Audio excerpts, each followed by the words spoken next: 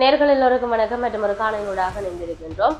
உயிர்த்த ஞாயிறு தின தாக்குதல் தொடர்பிலான விசாரணைகள் துரிதகதியில் நடக்க வேண்டும் என்பதுதான் எல்லோருடைய மிகப்பெரிய எதிர்பார்ப்பாகவும் இருந்தது. ஆனால் இருப்பினும் ஆட்சிக்கு வந்த NPP அரசாங்கம் உயிர்த்த ஞாயிறுக்கான தீர்வு தருவோம், யார் உண்மை குற்றவாளிகள் என்பதை சட்டத்தை முன்னிறுத்துவோம் தொடர்ச்சியாக சொல்லியிருந்தார்கள். ஆனால் இற்றை வரைக்கும் அதனுடைய செயற்பாடுகள் என்பது கிடப்பில் போடப்பட்டவாறு இருக்கின்றது என்பது எங்களால் அவதானிக்கக்கூடியதாக இருக்கிறது.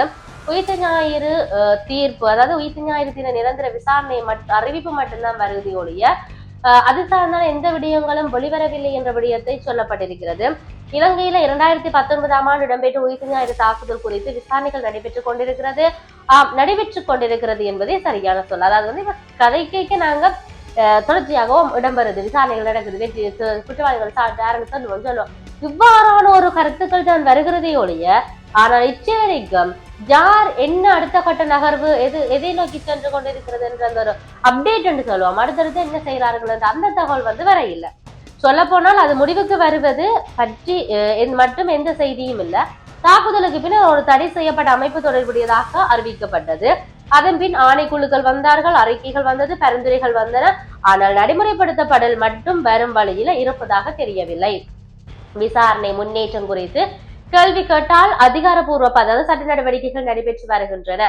எந்த வேகத்துல நடைபெறுகிறது என்று கேட்டால் அது ஒரு ரகசியம், அதாவது ரகசியம் பாதுகாக்கப்படுகிறது, உங்களுக்கான தகவல்களை சொல்லுவோம், விசாரணைகள் இடம்பெறுகிறது என்கின்ற வகையான செய்திகள் மாத்திரம்தான் வந்து கொண்டிருக்கிறது என்ற விடயத்தை சொல்லி இருக்கிறார்கள். ஒருவேளை பொதுமக்கள் புரிந்து கொள்ளும் அளவுக்கு தகவல் வெளியிடுவது தேவையில்லை என யாரோ முடிவு செய்திருப்பதாக விமர்சனங்கள் எழுந்திருந்தது. அன்றைய நாள் தலைமைத்துவம் எச்சரிக்கை பெற்றிருந்ததா? இருந்தால் என்ன செய்தது? இல்லை என்றால் ஏன் இல்லை? இந்த கேள்விகள் வருடந்தோறும் நினைவு தினத்துல மீண்டும் மீண்டும் வெளியே வருகின்றது. முன்னாள் ஜனாதிபதி மைத்ரிபால சிறிசேன பெயர் அவ்வப்போது செய்திகள்ல வரும். ஆனால் தீர்வு அந்த இன்னும் விசாரணை கோப்புகள்ல நடுவே எங்கோ ஓய்வு எடுத்திருக்கிறது என்பது போல தெரியுது. பாதிக்கப்பட்ட குடும்பங்கள் நீதி வேண்டும் என கோருகிறார்கள். அரசு நடவடிக்கை நடைபெற்றுக் கொண்டிருக்கிறது என்று சொல்லுது. இந்த அடிப்படையில தான் நாட்காட்டிகள் மட்டும் வேகமாக முன்னேறி கொண்டிருக்கு. 2019ஆம் ஆண்டு இடம்பெற்றது, இன்றைக்கு 2026ஆம் ஆண்டு. ஆனால் 2026ஆம் ஆண்டு மட்டும் தொடர்ச்சியாக எந்த விதமான தீர்வுகளுமே கொடுக்காத நிலைப்பாடு இருக்கின்றது. ஆனால் கோரிக்கைகள் என்பது முன்வைக்கப்பட்டு கொண்டிருக்கிறது, அந்த உயிரிழந்த உறவுகளால, அதே போன்று பாதிக்கப்பட்டவர்களால் என்ற விடயத்தை நாங்கள் சொல்லக்கூடியதாக இருக்கிறது. உண்மையை வெளிக்கொண்டு வருவதும் பொறுப்பு கூற வேண்டியவர்களும் சட்டத்தை முன்னிறுத்தப்படும் ஒரு அறிக்கை வெளியீடு அல்ல, ஒரு செயல் அவ்வப்போது தொடங்கும் என்பதுதான் மக்கள் இன்னும் அறிய கேள்விகள் எழுப்புகிறது என்ற விடயத்தை நாங்கள் சொல்லக்கூடியதாக இருக்கிறது.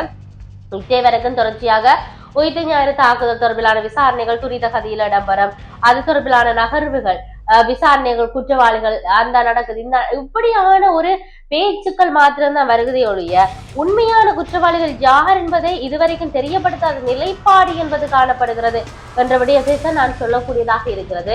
ஆகவே எது எப்படி இருந்தாலும் NPP அரசாங்கம் ஆட்சிக்கு வர்றதுக்கும் தெற்கில வாக்குகளை பெறுவதற்கு மிக முக்கியமான ஒரு விடயமாக இருந்தது இந்த உயிர்த்த ஞாயிறு தாக்குதல் தான். அதுக்கான தீர்வை வெகு விரைவில் NPP அரசாங்கம் கொடுக்குமா இல்லையா என்பதையெல்லாம் நாங்கள் பொறுத்திருந்து பார்க்க வேண்டிய தேவை இருக்கின்றது.